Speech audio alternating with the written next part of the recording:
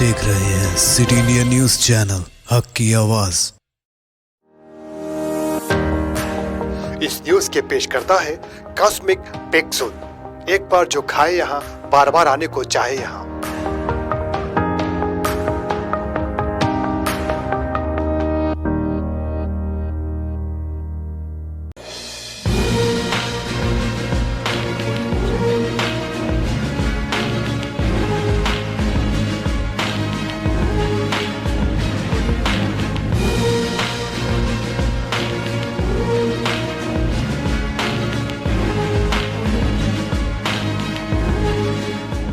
నమస్తే, నేను Yamini. Welcome to city India news. ఇక బులెటిన్ లో అప్డేట్ చూస్తే, ఇటీవల కరోనా వ్యాధితో మరణించిన జీహెచ్ఎంసీ స్వచ్ఛ ఆటో డ్రైవర్ సంఖ్య మల్లయ్య కుటుంబాన్ని ఆర్థికంగా ఆదుకోవాలని కోరుతూ తెలంగాణ రాష్ట్ర కార్మిక విభాగం ఎల్బీ నగర్ అధ్యక్షుడు శ్రవణ్ కుమార్ తో కలిసి గ్రేటర్ హైదరాబాద్ స్వచ్ఛ ఆటో డ్రైవర్ అసోసియేషన్ ఆధ్వర్యంలో సరూర్ నగర్ శానిటేషన్ విభాగం డిఈ నీలిమకి వినతి పత్రం అందజేయడం జరిగింది. మరణించిన మల్లయ్య కుటుంబానికి ఆర్థిక సాయం చేసి ఆదుకోవాలని అన్నారు. ఇంటింటికి తిరిగి చెత్త సేకరిస్తున్న మేము అనేక ఇబ్బందులు పడుతూ కరోనాతో పోరాటం చేస్తున్న మమ్మల్ని సీఎం కేటీఆర్ ఆదుకోవాలని కోరారు. ఈ కార్యక్రమంలో స్వచ్ఛ ఆటో డ్రైవర్ జేఏసీ నాయకులు గోపి, గోపాల్ నాయక్ తదితరులు పాల్గొన్నారు.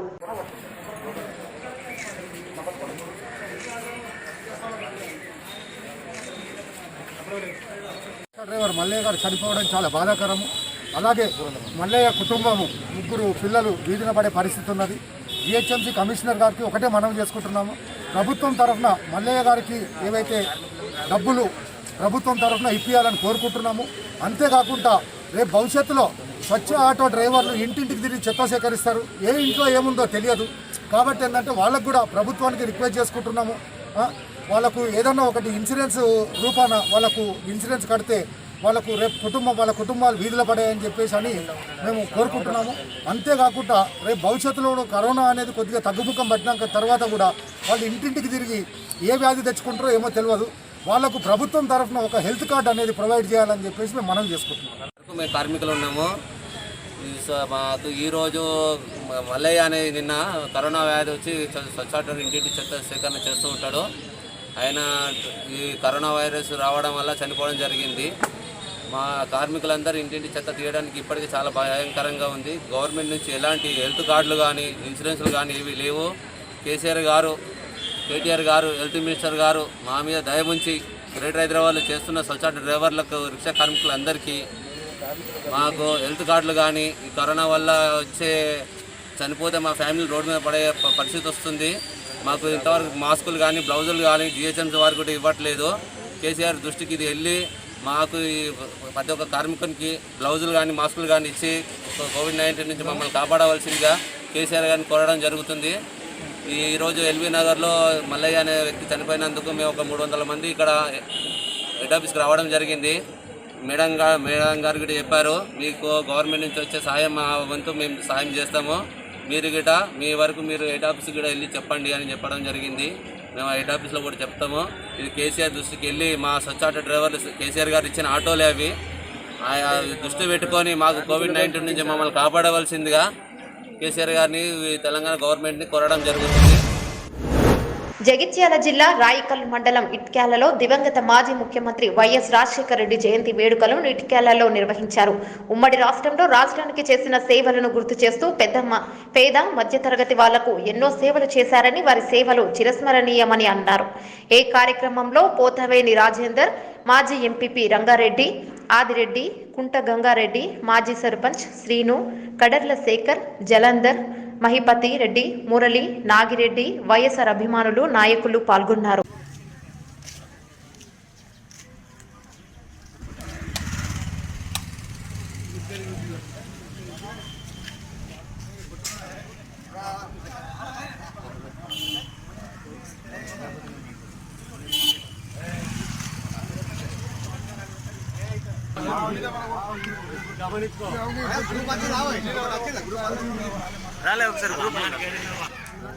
ఒక ఫోటో ఇల్లి అట్లనే ఫోటో చేసి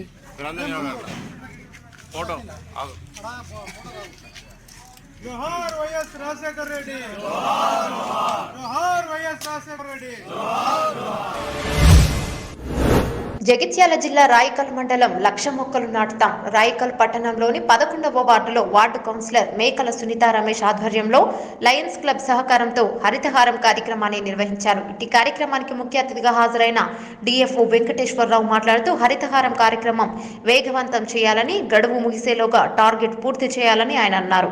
చైర్మన్ మోరా హనుమాన్లు మాట్లాడుతూ హరిత రాయికల్ అనిపిస్తామని, కౌన్సిలర్ల సహకారంతో రోజుకొక కాలనీలో మొక్కలు నాటే కార్యక్రమం సక్రమంగా సాగుతోందని ఆయన అన్నారు. ఈ కార్యక్రమంలో అటవీ క్షేత్రాధికారి కొలిలుద్దీన్, పురపాలక సంఘం commissioner Srinivas Goud, vice chairman Gandra Ramadevi, lions club అధ్యక్షులు రామరెడ్డి, కార్యదర్శి రామస్వామి, కౌన్సిలర్లు మహేష్ గౌడ్, సాయిబాబు, మచ్చ శేఖర్ తదితరులు పాల్గొన్నారు. ఈ వన మహోత్సవ సందర్భంగా హరితహారంలో భాగంగా రాయికల్కు 1,00,000 మొక్కల లక్ష్యాన్ని ఇచ్చారు. మరి దానిలో భాగంగా ముమ్మరంగా కౌన్సిలర్ అందరము, కమిషనర్, మరి పై అధికారుల ప్రోత్సాహంతో ముమ్మరంగా ప్లాంటేషన్ కార్యక్రమం చేస్తున్నాము. మెయిన్ రోడ్లలో చాలా వరకు ప్లాంటేషన్ ఇప్పటికే అయిపోయింది. వార్డులలో మరి నడుస్తున్నది. ఇట్లా ప్రతి వార్డును ప్రతిరోజు సెలెక్ట్ చేసుకొని ఆ వార్డులో మినిమం 500 మొక్కలు నాటాలన్న లక్ష్యంతో ఉన్నాము. ఒకటి మా కౌన్సిలర్లందరిది, మున్సిపాలిటీది ఒక లక్ష్యం ఉన్నది. తిరుమలగిరిపై ఇంద్రధనస్సు కనువిందు చేసింది. కనుమ మలుపుల్లో కనుచూపు మేర పరుచుకున్న పచ్చదనం, ఆ పచ్చదనాన్ని ఆస్వాదిస్తూ గోవింద నామస్మరణలు చేసుకుంటూ ఉల్లాసంగా ముందుకు సాగుతున్న భక్తజనులను ఈ ఇంద్రధనస్సు ఉల్లాసాన్ని అందించింది.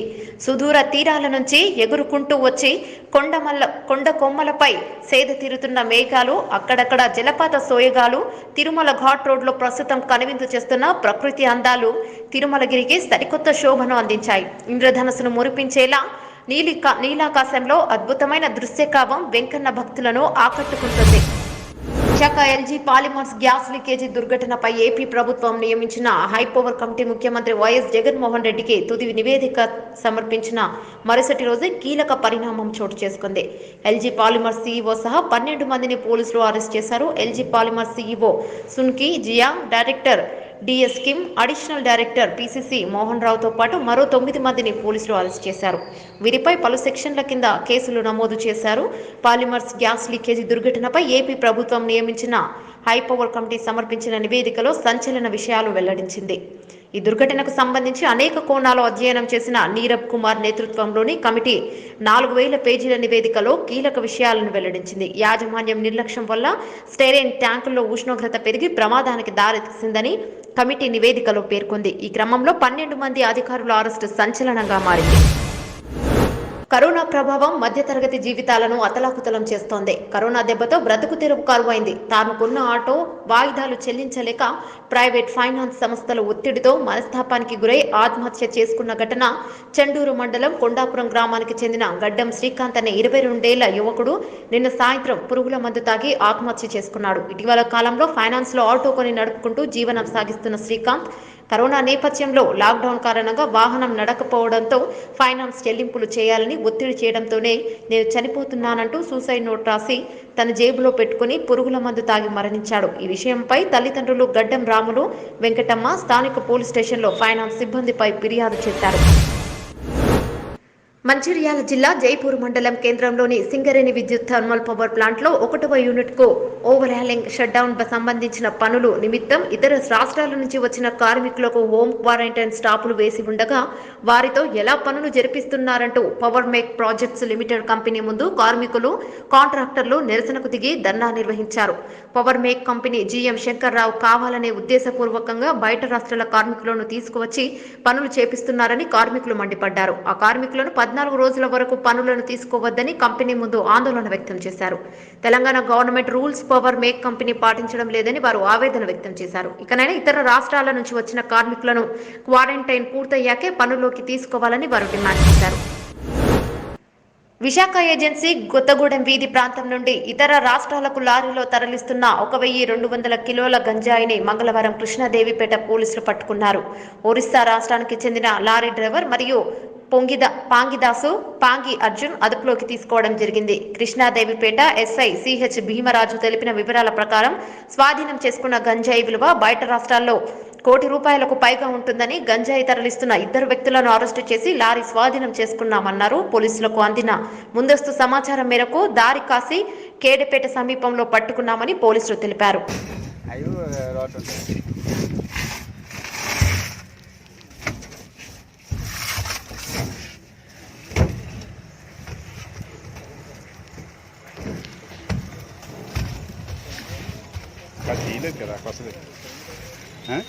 తీసారా చివరి పడిపోతాడు తీసారా హలో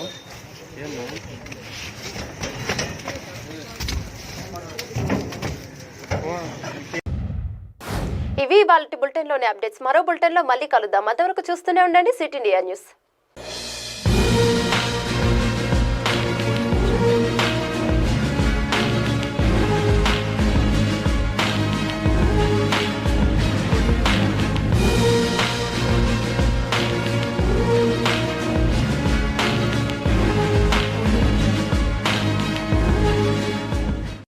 दोस्तों, अगर आपको हमारी न्यूज़ और एंटरटेनमेंट तमाम प्रोग्राम पसंद आते हैं तो फिर लाइक करें, शेयर करें और सब्सक्राइब करें।